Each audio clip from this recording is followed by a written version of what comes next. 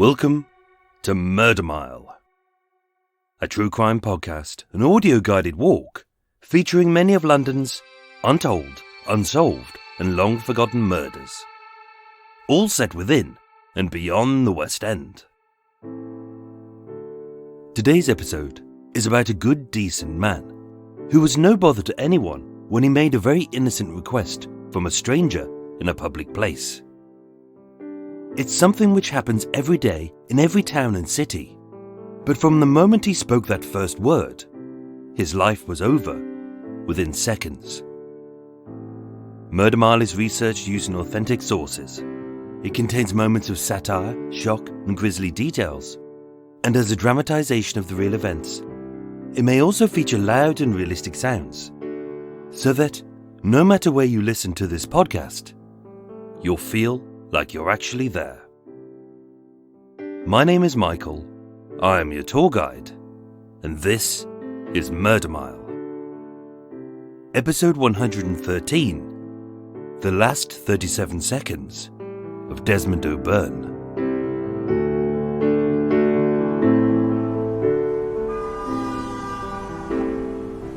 Today, I'm standing in Trafalgar Square, WC2.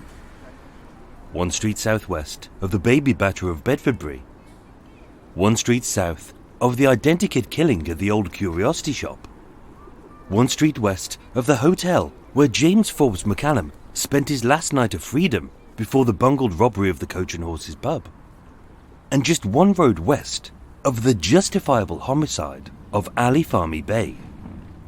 Coming soon to Murder Mile.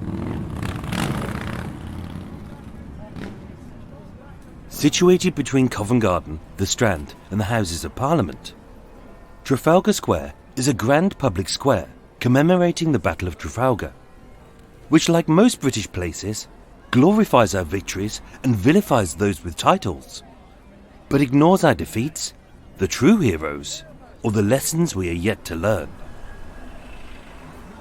Made famous as the site of Nelson's column, as well as 2 fountains to Admirals Jellicoe and Beatty, as well as 3 plinths to a king, a general and a major general, whose accolades are largely forgotten, having not recently featured in a Netflix series. Most visitors are ignorant of its history, as this is a place to pop, perch or protest. It's where bored tourists scoff that great British delicacy, the McDonald's. Grown adults climb onto the London lions like oversugared babies. Angry idiots pointlessly scream at the police, rather than the politicians, who are miles away in their taxpayer-funded country retreats.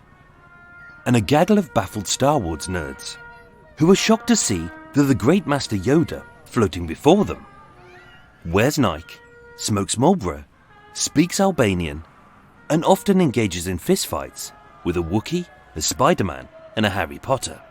Ah, Albanian you are. At the north end of Trafalgar Square is the National Gallery, a grand stone-columned Grade 1 listed building with a knee-high wall and a strip of grass out front, where visitors often relax, and as a public place, they can sit in safety with their space and privacy respected. Occasionally, a stranger may interact, whether to smile, to apologize, or to ask for a few coins, but their approach is often harmless and brief. For one man, all he asked for was a spare cigarette. Nothing more. But seconds later, his life was stubbed out. As it was here, on Saturday the 3rd of June 2017, that Desmond O'Beirne made a very innocent request. But while the whole world was distracted by terrorists, we forgot about the real evil which lurks within.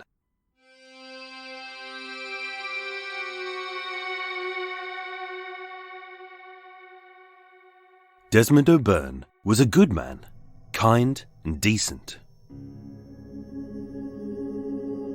Born on the 27th of August 1966, Desmond grew up in Edgware, an industrial town on the outskirts of northwest London, with his parents and his sister Vivian. As a sprawling city where a mix of wealth, class and race often rub shoulders, Desmond was blessed with a nice home, a loving family, and a great start in life. Praised as a first-rate student, Desmond attended St. James's Catholic School in nearby Colindale, a school founded by Dominican sisters in 1934. And being awarded as best in his year at college, he had the skills, the patience, and the intelligence to succeed, but also the humility to not let this kind of accolade go to his head. Described as a gentle giant, in truth, he wasn't a physically imposing man, as being just shy of 6 foot tall and only a little bit chubby, as many men are. It was his personality which made him appear larger than life. With a round, sad face, sparkly blue eyes, and a cheeky little grin, Desmond was harmless, peaceful, and although a little intimidating to those who didn't know him, he was unthreatening and polite.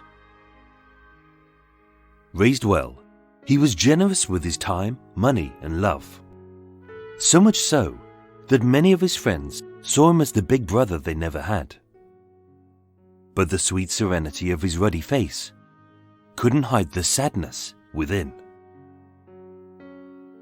For several decades, Desmond had earned an honest living as an engineer, where he specialized in steel fixing, a highly skilled profession in which he fitted rebars and steel meshes to concrete structures in and across the London skyline. He was married, they had a son, and he lived in a small flat in Pimlico, southwest London. To be honest, there's not a lot I can tell you about 50-year-old Desmond O'Beirne, as like so many of us who live our lives, do our jobs, love our families, and never aim to stand out, shrink down, or ruffle any feathers. He was just an ordinary man, living an ordinary life, who made the best of what he had. And as with everyone, life could often be unfair and cruel, so sometimes he struggled. During the economic recession of the late 2000s, as work dried up and money became tight, his marriage suffered, and it is said that he had begun to live an itinerant lifestyle. Life was difficult, but being a good, kind and polite man, he kept himself to himself. He was never a bother to anyone, and his spirits were buoyed by one of the simple pleasures in life which he could still afford: his cigarettes.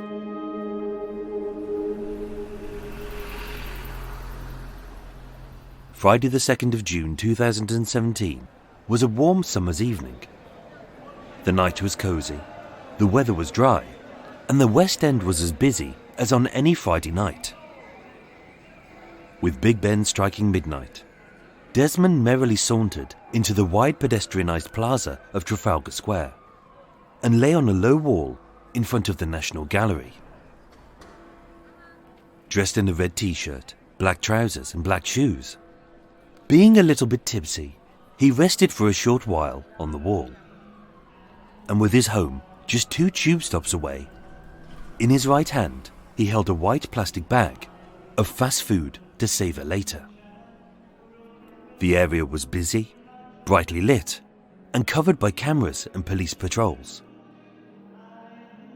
As a sweet, gentle giant, who was as pleasant drunk as he was when he was sober, Desmond had no enemies or secrets. He never caused trouble, he didn't pick fights, he hadn't met anyone strange that night, and he had nothing on him of any value.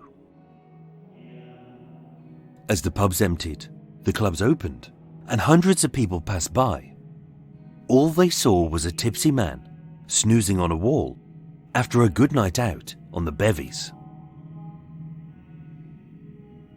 At 12:24 a.m., feeling that familiar urge to fill his belly, Desmond got to his feet, and with a bag of food in his hand, he had begun to head home for the night, only to realise that he had ran out of cigarettes. 37 seconds later, the life of Desmond O'Beirne would end. Desmond's murder occurred within a few feet of several witnesses in a well-lit public space. The suspects were easily seen, and the CCTV footage of those tragic few seconds was so upsetting that they caused an outrage. And yet, Desmond's killers wouldn't be brought to justice for more than a year. But why? As with every cowardly criminal, they hid, they lied, they fled, and they were protected by their loved ones. But more importantly, the attention of the press and the people were focused elsewhere when Desmond was murdered, which made this case next to impossible to solve with the speed that the family deserved. In the years, months and weeks leading up to his murder, Britain was rocked by a series of terrorist attacks by homegrown fanatics, which had raised the UK threat level from substantial to severe. 7th of July 2005. 4 coordinated suicide bombs were detonated on 3 tube trains and 1 double-decker bus in central London. 52 people were killed and over 700 were injured. 22nd of May 2013. Fusilier Lee Rigby was attacked with machetes and beheaded in broad daylight near the Royal Artillery Barracks in Woolwich by 2 self-proclaimed terrorist sympathisers. 22nd of March 2017. An alleged jihadist deliberately ran over pedestrians on Westminster Bridge and stabbed a police officer to death. 40 people were injured and 6 were killed, including himself. 22nd of May 2017. Just 11 days before Desmond's attack, 23 people were killed and more than 800 were wounded by a suicide bomber in the Manchester Arena. With credible intel of an imminent terrorist attack, the UK threat level was raised to its highest level of critical. And proving to be accurate, on Saturday the 3rd of June 2017, at 10:06 p.m, 3 ISIS sympathisers rammed and stabbed a crowd of pedestrians by London Bridge. 8 people were killed and 48 were injured. Every incident was a tragic loss of life. But with Desmond's attack having only just hit the papers, when the detective and Desmond's family urgently needed the help of the public to identify the suspects seen on CCTV, our attention was focused on London Bridge, 2.5 miles east of Trafalgar Square. In that instance, during those first 24 hours and the most crucial stage of any investigation, almost no one cared about a 50-year-old man who the papers had said had been drinking and was cruelly described not as a husband, a father, or even as an engineer, but as a vagrant and a tramp. It was as if his life was worth less than any of the others. And in the blink of an eye, Desmond was forgotten and his killers vanished. We often forget that evil can appear in many forms. Sometimes as the epitome of rage, hate, or vengeance. And other times, it can appear as arrogance, innocence, and stupidity. Lucas Achunes and Louis Abella were 2 young men living their ordinary lives in London. Like so many of London's lost wastrels, who were demonised as feral youths, spawned in an uncaring home to a bankrupt culture who are obsessed with knives, respect and status. These 2 you could happily pass in the street without a glance or a gulp. As they weren't ruffians, thugs or even troublemakers, they were just 2 clean-cut young men with regular jobs, a disposable income and no responsibilities. Age 22, Lucas Achunes was a Brazilian national on an Italian passport who had previously lived in North America, hence his accent. Described as a little bit cocky and vain, as a stocky but well-built lad who loved to work out at the gym, Lucas believed that he was a real ladies' man. Always being immaculately groomed, with flawless skin, a tidy stubble, and an arrogant swagger, Lucas would post pictures of his shirtless torso online as he flexed like a young Adonis. To some, he was nothing but a brash bullshitter with a fiery temper, all of which hid his insecurities. But to others, he exuded a confidence which reigned supreme in today's media-obsessed age. So although he strived to be unique, he was no different to so many other young men. And whereas Lucas would lead, Luis would follow. Also aged 22, Luis Abella was more of a baby-faced version of Lucas, who lived with his mum in a Stockwell flat.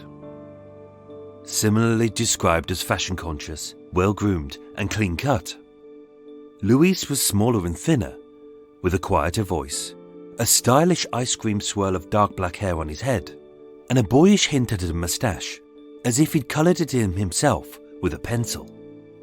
Hence, it was said, he lived in his best pal's shadow.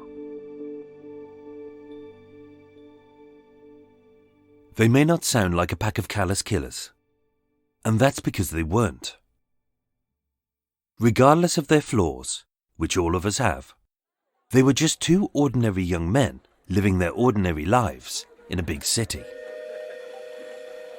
Hired by an agency called Buzz Retail, Lucas and Luis were a key part of a high-energy group of young men and women who all day would confidently demonstrate the latest gadgets, hailed as the most exciting toys in the world, in London's most prestigious toy stores, such as Hamleys, Selfridges and Harrods. During the warm summer's day of Friday the 2nd of June 2017, which was a day no different to any other, except for a heightened security on the streets and a fear that any one of us could be the next victim of terrorism, as Lucas and Luis skillfully played and proudly boasted the merits of each toy in the Harrods toy department.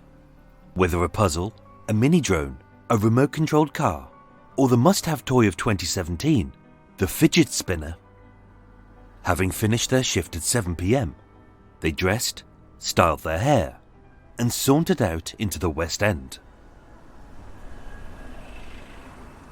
In a small group of friends, colleagues and cousins, they caught the Piccadilly line from Knightsbridge to Leicester Square and blended in with the nighttime revellers. There they drank, smoked and chatted, just like everyone else who was waving goodbye to the working week and seeing in the weekend in style. Later identified by the police only as male number 1, in the CCTV footage, Lucas was seen wearing a red t-shirt, black jeans and white trainers, with Luis identified only as male 2, in dark jeans, white trainers and a black jacket with a large white F on the back. They weren't disguised in any way, as anyone who had planned to commit a murder would. But that's because the thought had never crossed their minds.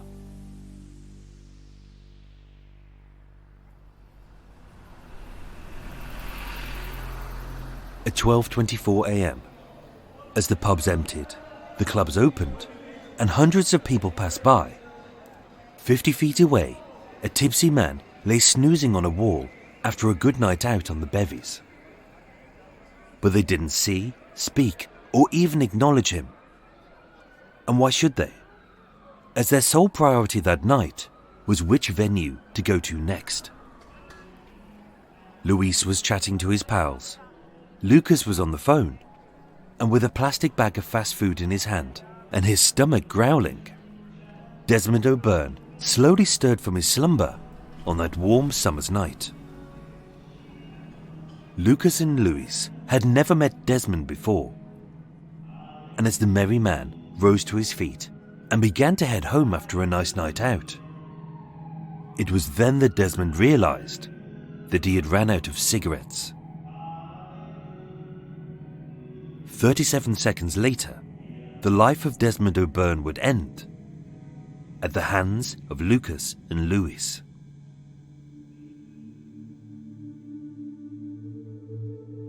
Feeling a little bit rumbly about the belly and a touch rosier around the cheeks, as Desmond staggered to his feet, he knew that, after a few pints, his body craved that last hit of nicotine before his bedtime. Sadly, his packet was empty as his pockets, and as the good old days were long gone when even a kid could buy a ciggy for 10p from a newsagent's, a common practice amongst many smokers is simply to ask a stranger. They might say no, but if you're polite enough, they usually say yes. And Desmond was always polite. 12:24 a.m.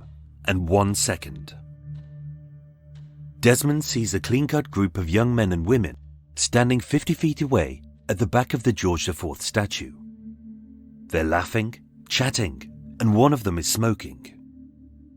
The square is moderately busy, but at that moment, this group are the nearest, and they seem nice enough. 12:24 a.m. and 5 seconds. Focused only on getting one last smoke to see himself home, Desmond collected his things as a police patrol headed north to yet another urinating, puking, or abusive idiot who couldn't hold their drink. But right then, Desmond wasn't worried, as this was his city where he felt safe. 12:24 a.m. and 10 seconds. Seeing the group standing at the lip of a curved wall, knowing that, as a gentle giant, he may appear a little bit intimidating to those who don't know him, Desmond pacified any fears with his cheeky smile, his twinkling blue eyes, and a walk which, if a little unsteady, was calm and slow, so as not to spook the group. 12:24 a.m. and 22 seconds.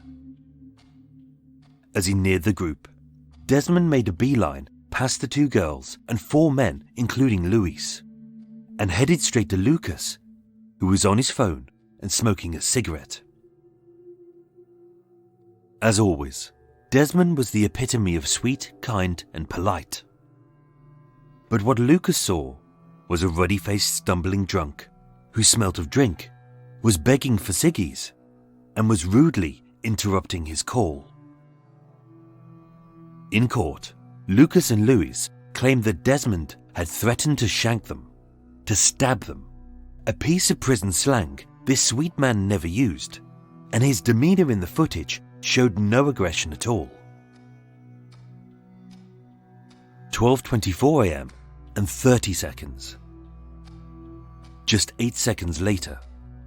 That's barely enough time for Desmond to say hello to the stranger, to ask for a cigarette, and to be told no by Lucas. But as what was said was never recorded, and both men were outside the security camera's frame, what happened next is unknown. But 7 seconds later, the life of Desmond O'Beirne would end. 12:24 a.m. and 32 seconds. Startled by something or someone, fearing for his safety, Desmond quickly turned his back on Lucas, and with his bag in his hand, he briskly walks away towards the bollards. 12:24 a.m. and 33 seconds. Terrified that the thing which had startled him had escalated, without saying a word or making a gesture in retaliation, Desmond began to run as if his life depended on it. 12:24 a.m. and 34 seconds. Being 50, overweight and drunk, Desmond had only managed to run a few feet before the younger, fitter and more powerfully built Lucas had started to chase him down. 12:24 a.m. and 35 seconds. Sprinting from behind, as he swung his right arm far behind his back to maximize the power of his attack, Lucas swung his thick hard fist fast into the side of his victim's head, and in a single swift punch, he knocked Desmond out cold. Being unconscious and unable to break his own fall, the 15-stone father of one hit the concrete slabs hard with his head and chest, as the speed of his run caused his limp body to briefly slide across the stone and come to a rest by a concrete bollard.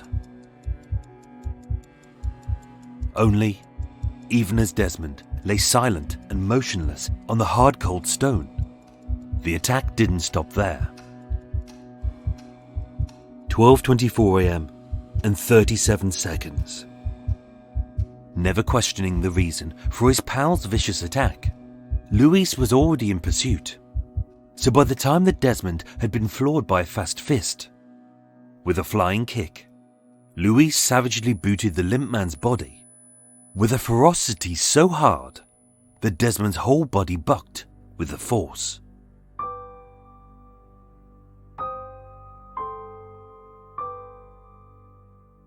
And then, as Desmond lay silent and helpless, both Lucas and Louis strutted away with a cocky swagger.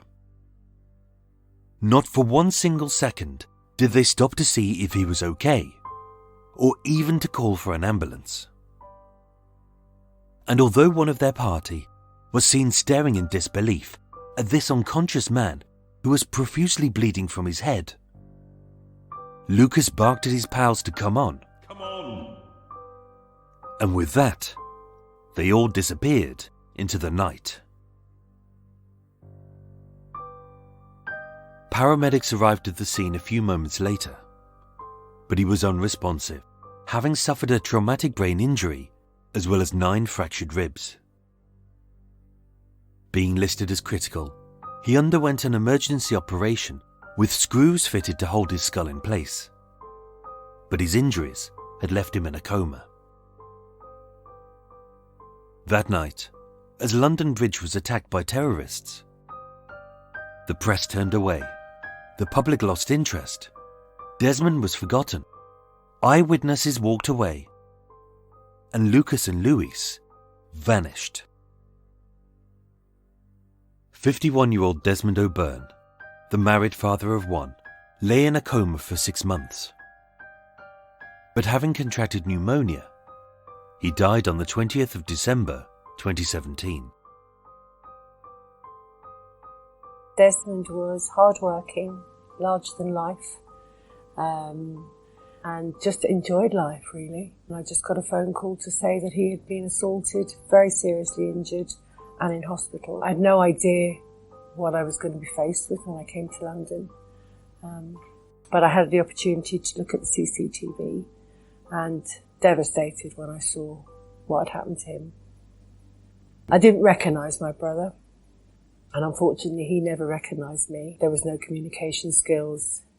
He was in a vegetative state. And I'm just appealing to anybody that saw anything, no matter how small or insignificant that they feel it is, that they just ring through, please.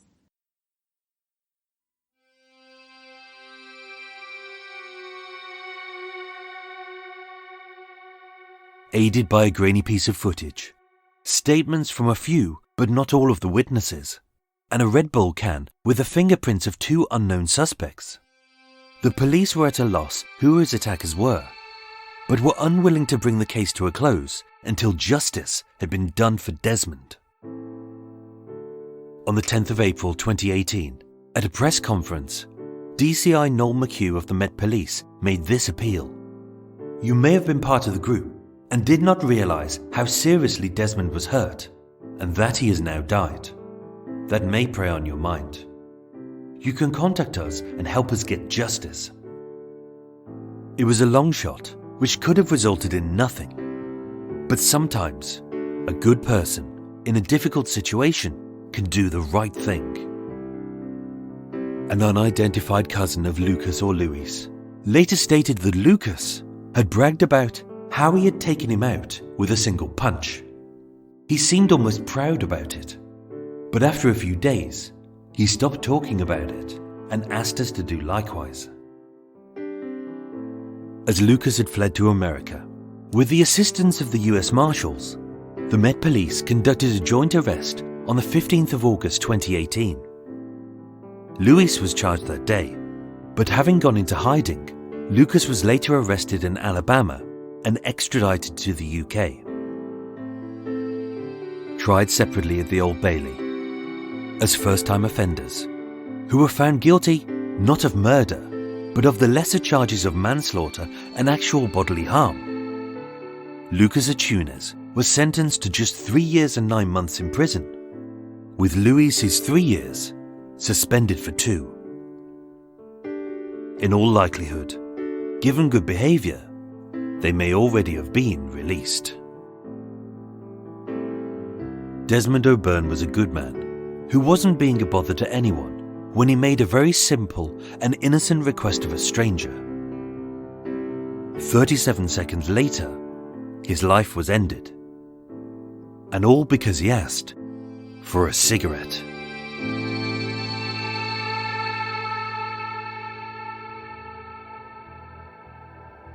Ladies and gentlemen, thank you so much for listening to Murder Mile. Up next, we have some extra details about the case, as well as some waffle about biscuits and tea. So if that is your kind of thing, pop on a brew right now and join me for a slightly one-sided chinwag. Before that, a big thank you to my new Patreon supporter, who is Karen Ann Chalupnik. I thank you very much, as well as a thank you to all of the lovely new reviews you lovely people have been posting. I really do read all of them, and they are very much appreciated. Murder Mile was researched, written and performed by myself, with the main musical themes written and performed by Eric Stein and John Books of Cult with No Name. Thank you for listening, and sleep well.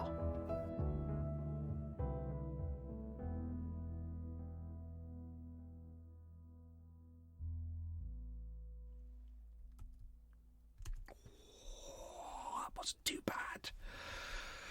That wasn't horrendous. That's good. That's good.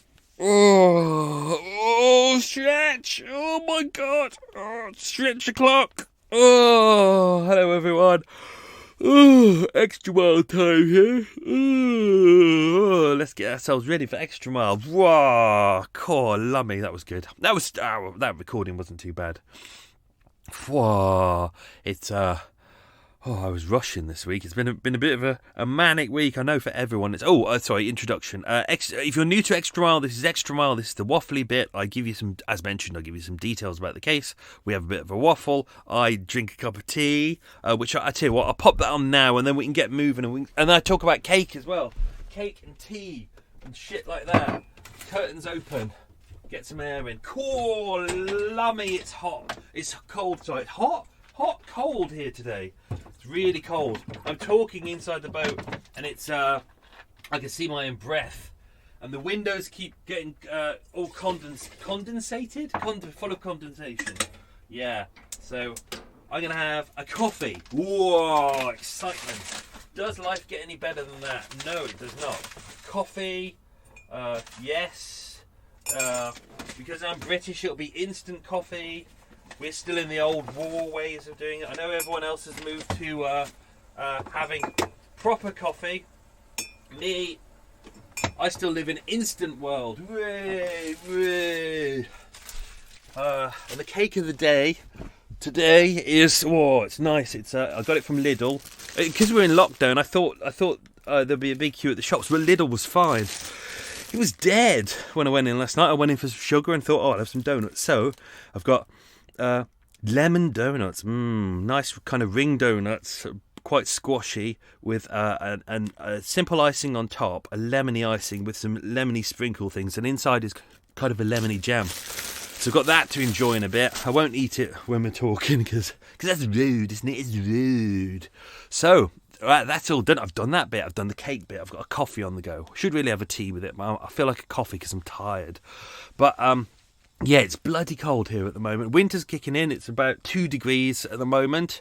It's nice and early in the morning. I'm somewhere quiet to do the recording, so I haven't got the big blanket over my head today. I've just got all the pillows out.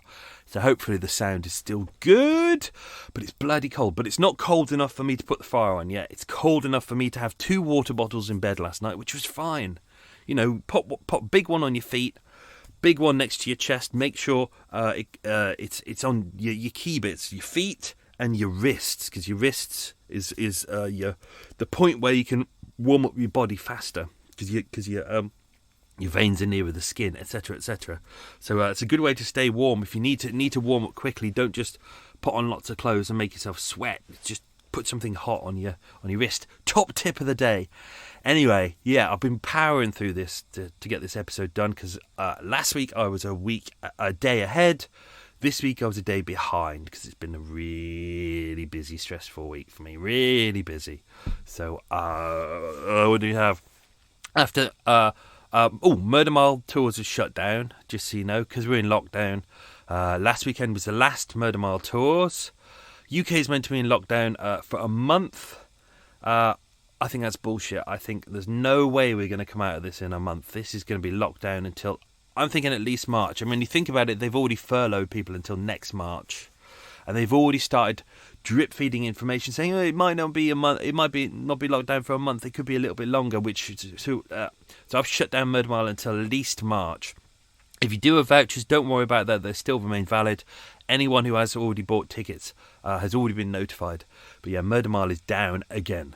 But there we go. So that was Sunday. That was the last ever Murder Mile. Then Monday we went up to Scotland. We did a mum and gran's funeral at the same time. So that was nice. We got to bury. We'd already cremated mum, but we buried mum's ashes with her mum, and her mum was buried with her husband. So grandma and granddad all there, and then mum, who's their only child anyway, was buried with them as well. And then next to them is Grand's sister and her husband. So it's a nice little family plot there. So that was nice. But because of COVID restrictions, and also, we're a small family, and me and my brother didn't want to there's a risk. We've both got family members who could be quite vulnerable to COVID, and we didn't want to risk going to Scotland, meeting other people, spreading it around. So we decided to have just a very, very small funeral. So it was me and my brother, and that was it. Me, my brother, a minister, and 6 undertakers.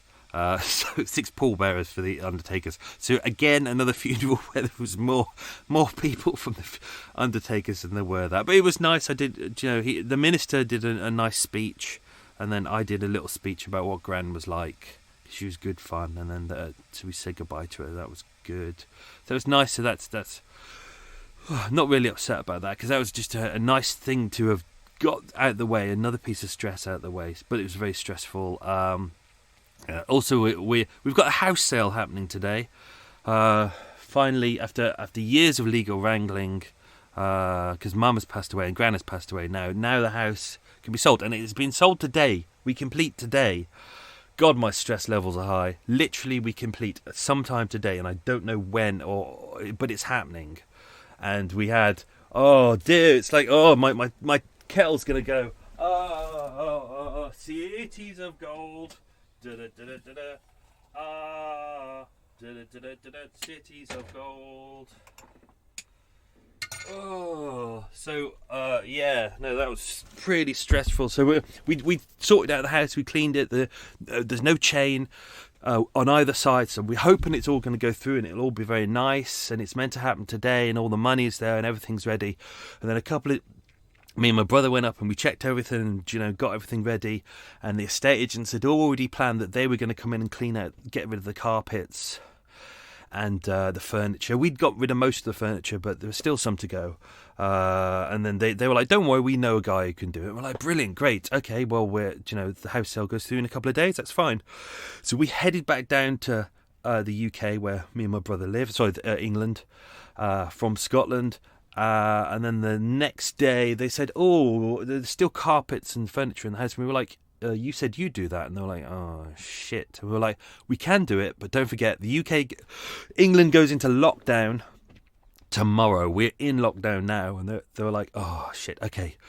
Because if we can't clear the house sale can't go through. One of those little stumbling points that could trip us up. So touch wood, it's meant to go through today. I hope it bloody goes through today. I can't wait to get rid of that house. It has been bane of the last couple of years, because I haven't been able to do anything with it. Haven't been able to rent it out. Haven't been able to sell it. It's just been sitting there, and it's been rotting. and are just it's not rotting, but you need to live in a house to keep it fully up to date. And I've done my best, like making sure everything's up to standard and getting the boiler done on regularly, and visiting it on a regular basis and airing it out and checking for damp. And it's a bit of a bastard when you like, it's an 800-mile round trip, which I didn't mind doing because it meant I could go and see Gran and check she was okay.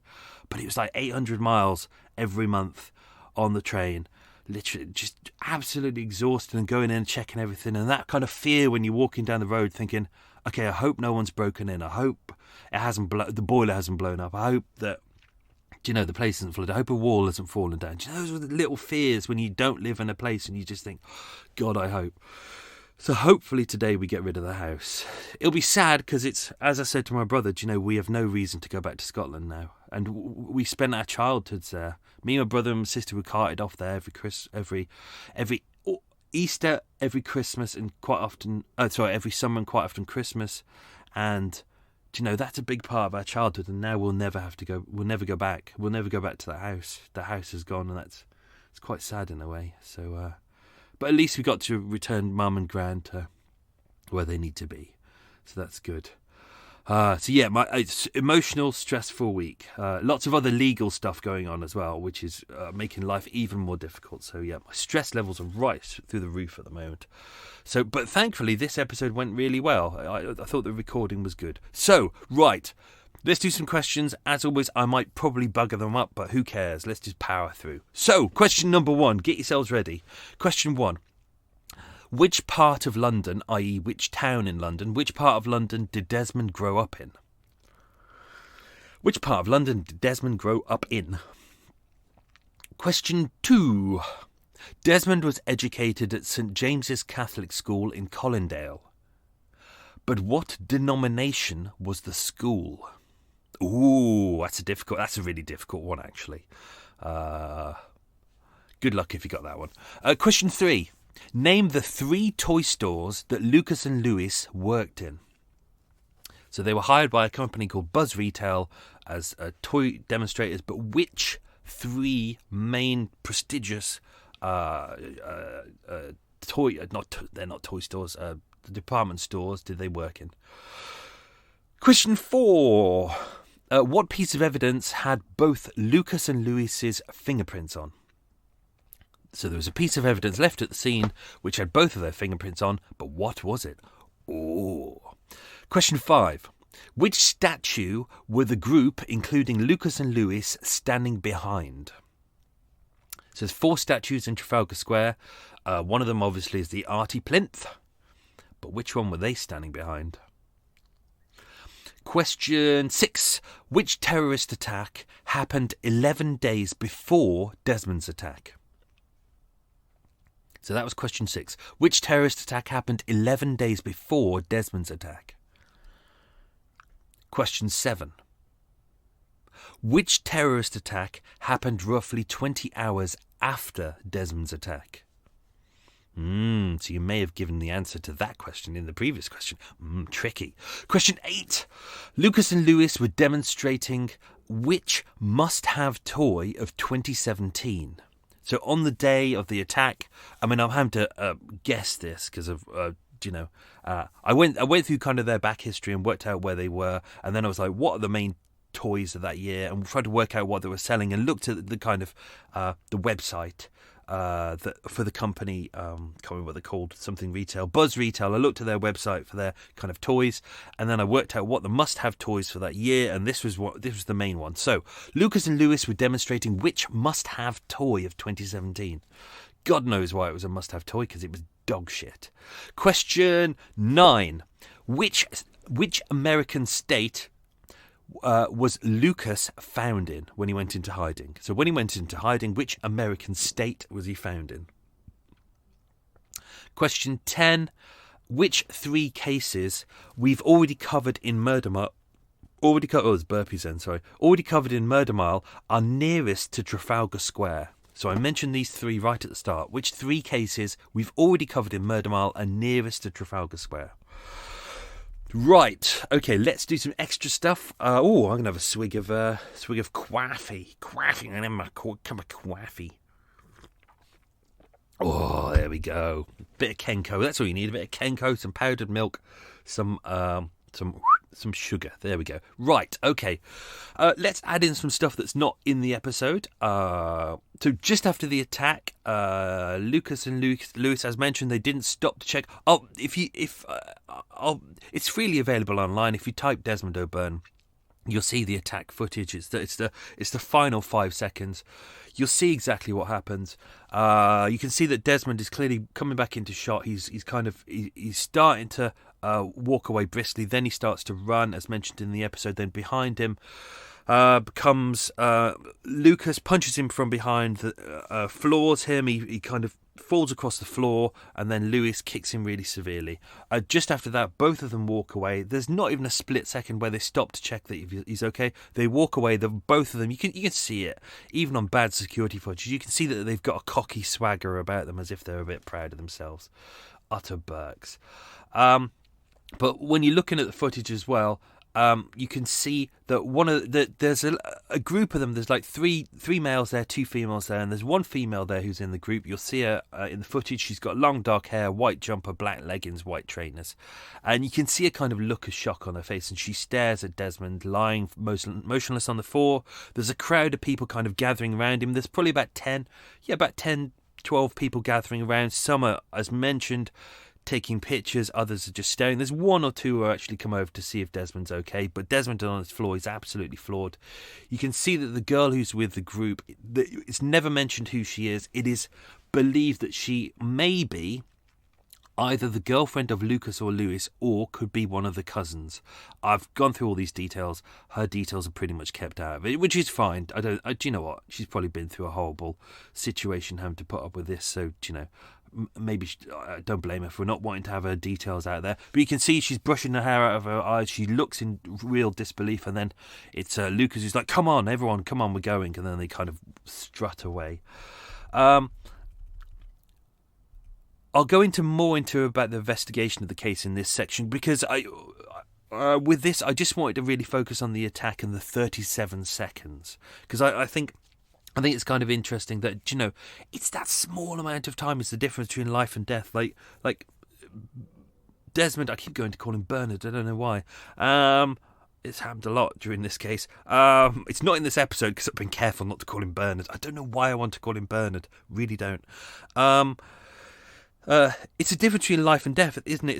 It's like if he wasn't a smoker, he'd probably still be alive. Or if he would have had 1 cigarette left in his packet, he would be alive. Or if he would have had like £5 left in his wallet, he would be alive. Or if he would have decided to get up 10 minutes later or 5 minutes earlier, and ask someone else who was passing if they had a cigarette. If it was me. I used to be a smoker many years ago, dirty, and if someone comes up and asks for a cigarette, I would always say yes, because I'd rather say yes and, get rid of the person than say no and engage them in a conversation and shit like that. Because, someone saying, "Have you got any cigarettes?" and you're there with a fag in your gob and you got a pack of 20 in your hand, it's easier to say, "Yeah, here you go, mate, have yourself a good night," and be polite about it. But unfortunately, 1 or 2 people out there can't. So that's why I'm focusing on this part of the case. As mentioned, the paramedics arrived pretty soon afterwards, just a couple of minutes later. St Thomas's Hospital, which is the main trauma hospital in London, or it was at that time. I don't know whether the other one up on Warren Street is more. I think St Thomas's is still the trauma hospital, the main one. That's over by Westminster Bridge, just over the other side. So obviously the ambulances weren't too far away, and they were probably patrolling as well. They arrived on scene. They said he was entirely unresponsive. As mentioned, he was taken originally to St Thomas's Hospital, but then transferred to the Royal London because he was in a vegetative state where they could keep an eye on him. That's over in Whitechapel. His sister Vivian, as mentioned, travelled from Wales. That's where she lived, and she said, I'll put some audio hopefully in this episode, but if not, then I'll try and put it online as well, because when they did the press conference, that was quite interesting. She was able to give a lot more information, and she said his head was really very swollen. He got severe brain injuries, but there was no cognitive ability at all. She went to see him, he didn't even know that his own sister was there. She said there was really no hope of him coming out of a vegetative state. The brain injury was that severe, and if you think about it, that was just done by the punch and then him falling on the floor. But I think the autopsy said it was the punch that really did it. Obviously, Desmond's 51st birthday happened, but he was already in a coma. He'd had an emergency operation, this was mentioned in the episode, to hold his skull together because his skull had been smashed open from the force. Unfortunately, he contracted pneumonia whilst he was in a coma, and then he died on the 20th of December 2017, so about 6 months later. Post-mortem was conducted on the 3rd of January 2018 at Westminster Mortuary, and the cause of death was brain injury. That becomes useful later on when we're discussing this case. In the investigation that was headed up by the Homicide and Major Crime Unit, headed by Detective Chief Inspector Noel McHugh. When you look at the footage, the footage is not bad. You can see what's going on, but the problem is, as with all CCTV footage, especially at night, it's a little bit grainy, it's a little bit vague. So all they could really see, it was hard to make a positive idea of who these people were. You could see a lot of people milling around. It wasn't entirely in shot. The group was, Desmond started out of shot on the right-hand side. The group were out of shot on the left-hand side. And I know in hindsight, everyone would be like, oh, why didn't you just move the camera? It's like, yeah, but no one knew that something was going to happen right at that very moment. Do you know, if we all had 2020 hindsight, we wouldn't have woken up in 2020. Because it's been a shit year, hasn't it? It's been a complete shit house of a year. Anyway, so obviously the street, as mentioned, was full of tourists, full of people going out. There was police patrols. There wasn't any in the area at that moment, which is why I made that comment, that the police were probably elsewhere having to look after someone who was puking or urinating, because this is the problem, especially in a big city, that half the time the police are having to go and deal with dickheads who can't handle their own drink, when really they need to be focusing on other people. But when a call comes in, they need to respond to it because they don't know what's going to happen. So unfortunately, there wasn't any police nearby to witness this happen and be able to track down the suspects. So that was a real problem. As mentioned, there was a piece of evidence, I'm not going to say what because that comes up in the quiz shortly, found at the scene, which had both of their fingerprints on, but the police got the fingerprints. They weren't able to track down who these people were because they didn't have a criminal record. Think about it. Most of us don't have our fingerprints, thank God, on the police database because we're not criminals. But if you are a criminal, it's on your database. So it kind of stalled the investigation stalled at that point because they had some witnesses, but not all of them. They didn't know the names of these people. They roughly knew what they looked like. They knew roughly what they were dressed like. But no one came forward, and especially no one from the group who were with Lewis and Lewis. And, they're equally to blame for this. None of them came forward to say, okay, it was our mates who did it. Yeah? So they left Vivian, who was Desmond's sister, to have to suffer through this for months and months, and poor Desmond as well. So because of the London Bridge attack, obviously the focus was on there. I'm not blaming the people at the London Bridge attack. It's it's what happens in life. If there's something bigger happens, we focus on that, and when something bigger happens, we don't focus on that. For example, episode 1 of Murder Mile, that's about the Denmark Place fire, one of Britain's worst mass murders, but no one knows about it because we were too busy focused on the Yorkshire Ripper, but more importantly on Wearside Jack, who was the guy pretending to be the Yorkshire Ripper. So the press were looking that way, whereas they should have been looking elsewhere. So there's a lot of cases which have disappeared or just don't exist that we don't know about because we're focused in one area. The press go where they think to the cases that they think we want to hear about. They go for the more exciting ones. They go for the more numbers. So if you have an attack where 2 people died and then you have an attack the day later where 10 people died, you focus on the one where 10 people died. It's simple numbers. That's all it is.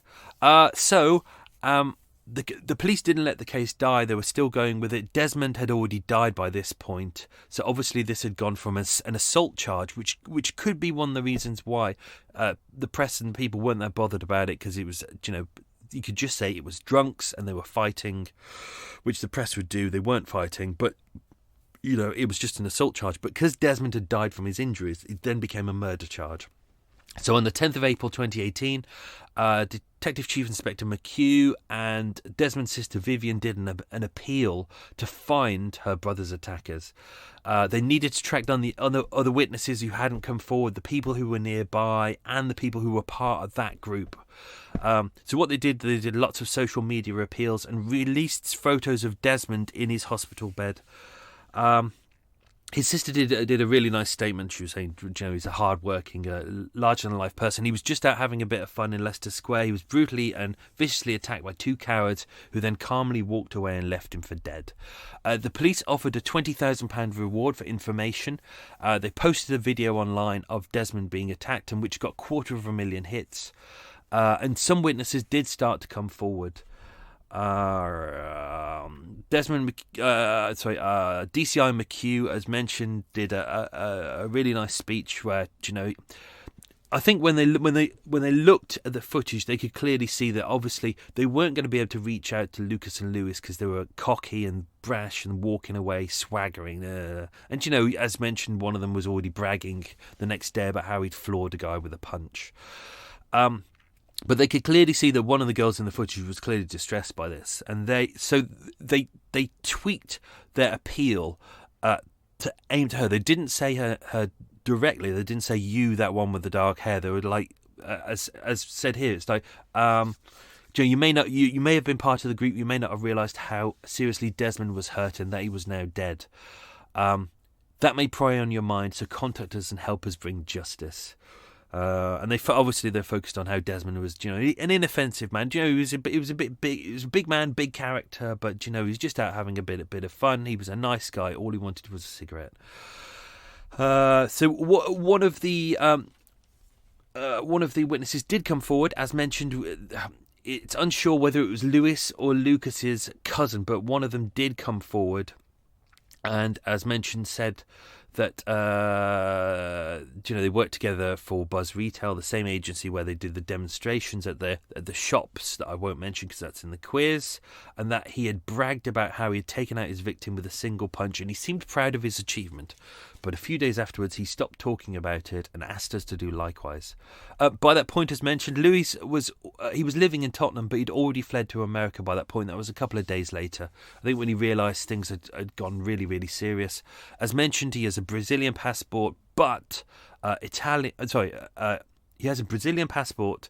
So he's a Brazilian national, but he's on an Italian passport, and he's an American accent, so he has lived in America before, so he obviously has access to all of those countries. So he fled to America. I won't say where, because that's one of the questions as well. See, I'm getting good at this. And, the British police were able to do a great job with the US Marshals in order to track him down. So, Louis Abella, 22, was located at his mother's home at Marshall Court in Stockwell. The police needed to arrest them both at the same time, so they did this in the early hours of the 15th of August 2018. The idea was, as always, to prevent them tipping each other off. They needed to arrest both in the UK and the USA. Around that time, Louis was, I think they said he was working for a skateboard company, giving skateboard lessons to kids. They knocked on the door. His mum answered. He was found in the flat in bed. It was in the early hours. When they went in there, they found the dark jacket with the white, it looked like a white F on the back. It was very identifiable. That's the one thing they could find, and they were like, right, okay, that's you. They said he came across as a nice lad, but didn't seem fazed by his arrest, and as his rights, he gave no comment in all of the police interviews. And they did say that even though he was baby-faced, he seemed to be a bit unemotional in his interviews, a bit stone cold. So maybe he was nervous, maybe he just didn't care, we don't know. But anyway, he was charged with manslaughter that day, before he later admitted, as mentioned in court, to the charge of ABH, actual bodily harm. Lucas, who had fled to America, obviously this is, I didn't put this in the episode, but it's obvious really. How was he caught? He was posting photos of himself on social media. Why? Because he's absolutely obsessed with himself and he thinks he's lovely. So he was found in an American state, I won't say which one, fitting windows, but that's how they arrested him. He's literally, they went onto his Facebook account and just went, oh, there he is. We know where he is. Bang, he was arrested. So he was charged on the 27th of September 2018 by DCI Noel McHugh. That must have been a lovely feeling to have arrested him. Initially, they appeared at Westminster Magistrates Court on the 28th of September 2018. They appeared at the Old Bailey, as mentioned, separately. It was felt that even though it was the same case, it was best to try them separately because, as you can see, there's two separate charges with this. The autopsy had already said that it was the punch to the head that had caused the brain injury, which ultimately killed Desmond. So that's why it had to be split into two charges, and which is why it eventually became manslaughter and actual bodily harm. So Lewis was charged with actual bodily harm because he was the one who kicked Desmond in the chest, breaking all of his ribs, but obviously that didn't kill him. That do you know what? That probably led to him getting pneumonia. Because I've had cracked ribs before, and it's horrible, and you really do get a chest infection. It's really horrible. So do you know? I would have said that equally caused his murder as well, because he's in coma. He can't cough. He can't bring up the fluids that he needs to in order to get through the pneumonia. So I think they're both equally culpable of murder. But there we go. That's what the court said. As mentioned in court, they said that Desmond had come up to them and threatened to shank them, which, as mentioned in the episode, means it's prison term, meaning to stab them. But if you look at the evidence, you look at the footage, you look at the longer footage, which I can't find online at the moment, it's really annoying. Desmond kind of saunters over. It's casual, it's slow, he's nice, he's got his food in his hand. You can tell he's just coming over for a cigarette. And he's there for literally maximum 8 seconds, maybe less. So it's just enough time, as mentioned, to say, hi, can I have a cigarette? But you can see on the footage that I'll post online, Desmond is clearly, he's panicked as he's starting to walk away, and then he's running. So so the idea that he would have said, oh, I'm going to shank you. Why would he do that? Like, within 8 seconds, why would you go, I'm going to shank you, give me a cigarette? It doesn't make any sense at all. And everyone who knew him said, he's a lovely guy. He was really sweet. So, none of that would have happened. I think that's just complete and utter bollocks. What else have we got? I think that is it. Yeah, they were sentenced on the 8th of February 2019 at the Old Bailey. Lucas admitted manslaughter and he was sentenced to 3 years and 9 months in prison, which is nothing. So you think about the justice system we have. So he probably, first time offence, he's probably served half of that. And given the fact that if he would have gone to prison right then, because of the COVID situation and they're kind of, prisoners get an early release, so they're not being stuck in prison and risking getting COVID, he's probably already out. He's probably out. Hopefully he's not in this country. Maybe he's gone back to Brazil or wherever. So that was that. Lewis was guilty of causing actual bodily harm. He was sentenced to 3 years in prison, but this was suspended for 2 years. So that would have been suspended until the start of 2021. So he walked out of court that day, and I'm guessing because of COVID, he probably hasn't gone into prison. This has probably been suspended for a couple more years, so God knows where he is now. But as it was stated, because it was the punch that was the fatal blow, not the kick, he was given the lesser charge. Hence, he walked free and was released on bail. I think that's it. Vivian, his sister, was in court throughout the trial. I think that's it. I think that's all we need on that. If you look at all the statements, this is the one that gets me. In all of the statements that you see to do with the case, have a look at any of them. Just look at them online, whether on BBC, on Guardian, or anything, and you'll see a little amendment to every single one of them. And it's this: a Harrods spokesman said the defendants were not members of staff but were employed by Buzz Retail. It's like in all of everyone had to go back into their articles and go, oh, they didn't work for Harrods. It's like, fuck's sake, Harrods. Jesus Christ. Is that all you care about, is your reputation? really. I mean, you're a crap shop anyway. For anyone, if you're not British and you're listening to this podcast, can I just say now, no one in Britain shops in Harrods. It's a tourist shop. It's designed for tourists. If you go in there, you'll just see tourists in there going, oh, look, British tea. Oh, look, something shaped like telephone box. Oh, it's like no one in Britain shops there. It's people go in there and buy shit, and they like the idea of it going, oh, look, it says Harrods. Oh, it must be British. It's not British at all. If you want British, go to Sainsbury's, go to Marks and Sparks, go to Tesco's. Get some proper British there, or a nice little independent shop, but not Harrods. Oh, Harrods. Hate Harrods. Oh, unless next week this episode is sponsored by Harrods, and I love Harrods. Harrods is a great shop. Right, let's do some questions. Let's do answers to the questions. Right, here we go, folks. Question number 1. Which part of London, i.e. which town in London, did Desmond grow up in? The answer was Edgware. I'm looking at my donuts now. Question 2. Desmond was educated at the St James Catholic School in Colindale, but which denomination was the school? Answer. It was founded by Dominican sisters. Question 3. Which 3 toy stores, i.e. department stores with toy departments in, which 3 toy stores did Lucas and Lewis work in? So they worked in Hamleys, Harrods and Selfridges. Question 4. What piece of evidence had both Lucas and Lewis's fingerprints on? The answer, a Red Bull can. It's unclear, but there seemed to be a glass there as well. But there definitely was a Red Bull can that they were both drinking from. Question 5. Remember those days when you could share a can of something with someone else? Oh, those people standing next to each other. Question 5. Which statue were the group standing near? It was a statue of George IV. Question 6.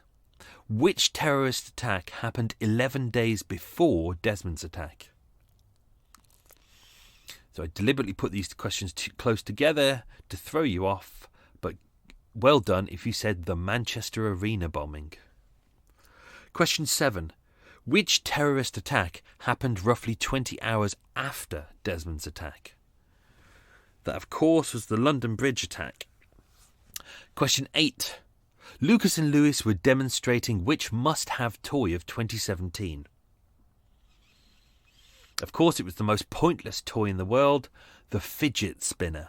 What a waste of plastic. Question 9.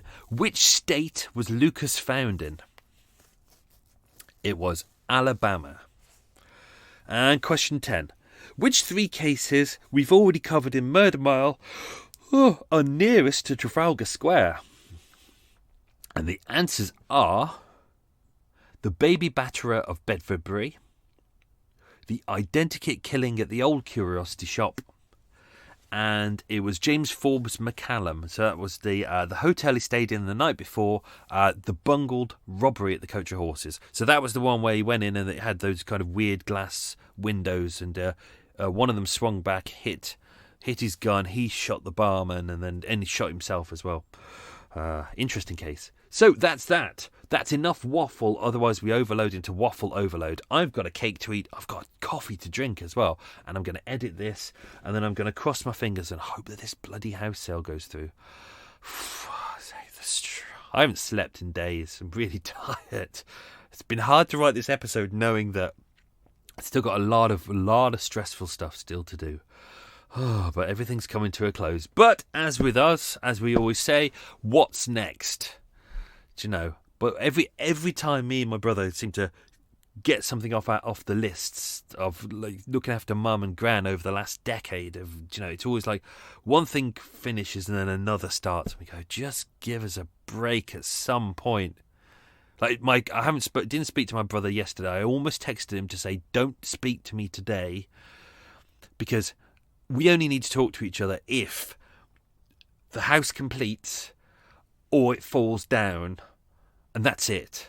Don't text me or anything. And it's weird. I didn't text him and he didn't text me either. So I think we're both thinking the same. We're thinking no news is good news. So if we don't hear anything, that's good. So fingers crossed that this is done by the end of the day. Otherwise, because I really want to get some sleep tonight. Anyway, that's that. Hope you enjoyed it. There's another couple more episodes to go. I think we've got another 6 to go to bring us up to Christmas Day. So I've still got a lot of work to do on that. But obviously, with no Murder Mile walks, I have Sundays free now. So that's that. So it's good in a way.